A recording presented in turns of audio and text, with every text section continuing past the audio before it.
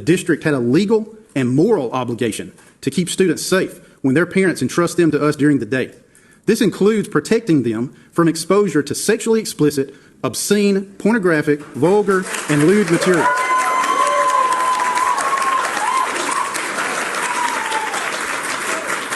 The law has long held that the unique custodial and instructional mission of schools explicitly imposed this obligation.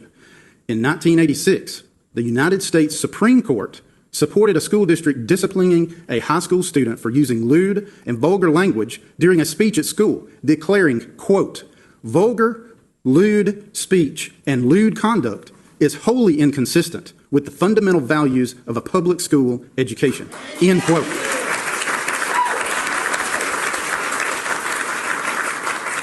Despite what politicians and social media are saying, this has consistently been the law in this state for over 50 years. The radical new idea is not that schools have an obligation to protect students, but the radical new idea is that all children should somehow be forced to encounter sexually explicit language in instruction while at school, an assertion that less than 5 years ago would have seemed ridiculous and dangerous, and one that the vast majority of educators and parents continue to find ridiculous and dangerous.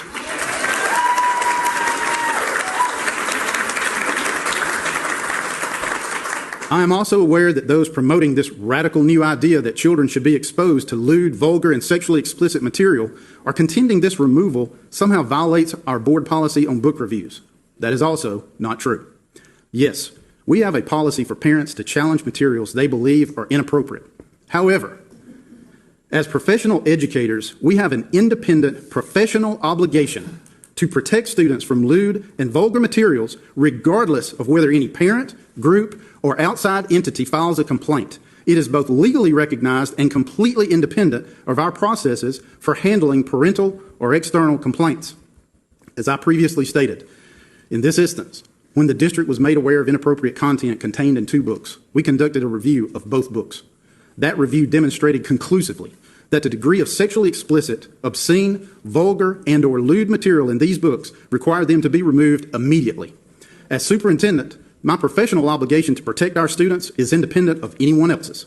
As superintendent, after I knew what was in these books, I could not attempt to shift responsibility. To do my job and execute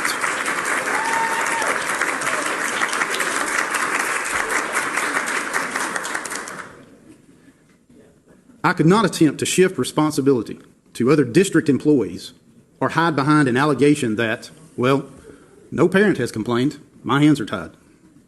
As the superintendent of the Cobb County School District, it is not usurping the board's authority to do my job and execute my professional and moral obligation to protect Cobb's students from being exposed to vulgar, lewd, sexually explicit, obscene, and pornographic material. So if you need someone to blame for deciding to remove the books Flamer and Me, Earl, and the Dying Girl, you can blame me. I, as superintendent, will not knowingly allow children in the Cobb County School District to access lewd, vulgar, sexually explicit, obscene, or pornographic material.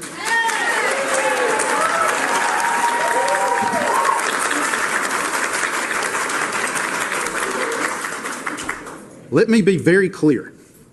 Anyone working in education who knowingly provides students with access to sexually explicit, obscene, or pornographic material should not be in a position of educating other parents' children.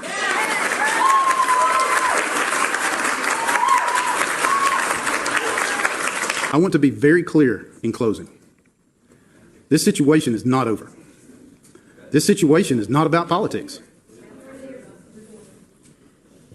This situation is not about faith-based or religious beliefs. This situation is about right and wrong, good and evil.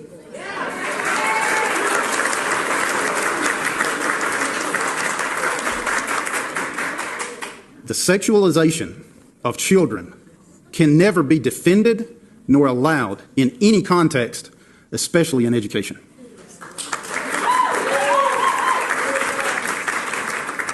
There is no middle ground in this situation. There is no room to flip-flop on where you stand. You are either in favor of providing inappropriate material to children, or you are against it. And I assure you, I am against it, and I will not be moved.